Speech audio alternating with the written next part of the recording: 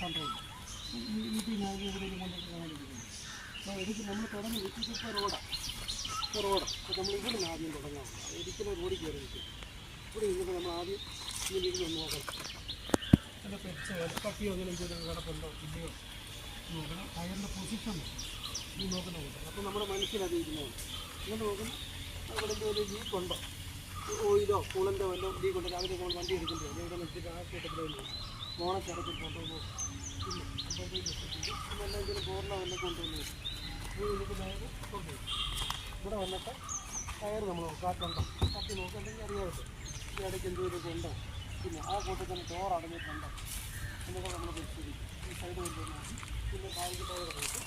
ഇവിടെ എന്തെങ്കിലും കൊണ്ടുവന്നു അല്ലെങ്കിൽ നേരെ ഇത് നമ്മൾ കുറവച്ചിട്ടാണ് എന്നിട്ട് ഇവിടെ ഒന്ന് നോക്കും. ഇത് ലീക്കോ കാര്യങ്ങളോ ടയൽസെല്ലാം എന്തെങ്കിലും കയറി ഇരിപ്പുണ്ടോ, ടയറിൻ്റെ കണ്ടീഷന്, ബാഗ് ഡിക്കി അടഞ്ഞിട്ടുണ്ടോ, ഇതെല്ലാം നോക്കാം. എന്നിട്ട് ഇവിടെ നമ്മൾ നേരെ കയറി പോയിട്ടില്ല. റോഡിൽ അടങ്ങുന്നെങ്കിൽ ഈ രണ്ട് സൈഡ് നോക്കിയിട്ട് നമ്മൾ തുറക്കാനാണെങ്കിൽ ഇങ്ങോട്ടുള്ളതാണ് താക്കോൽ ഇവിടുന്ന് വെക്കും.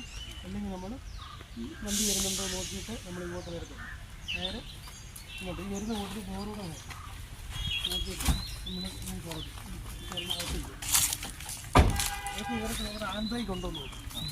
ഹാൻഡ് ബ്രേക്ക് ഇല്ലെങ്കിൽ ഹാൻഡ് ബ്രേക്ക് ഇടുക. ഹാൻഡ് ബ്രേക്ക് വലിച്ചിടുക. ഇത്രയാണ് ലോക്കാറിനോടെന്ന് പറയുന്നത്. ഇത്ര മതി.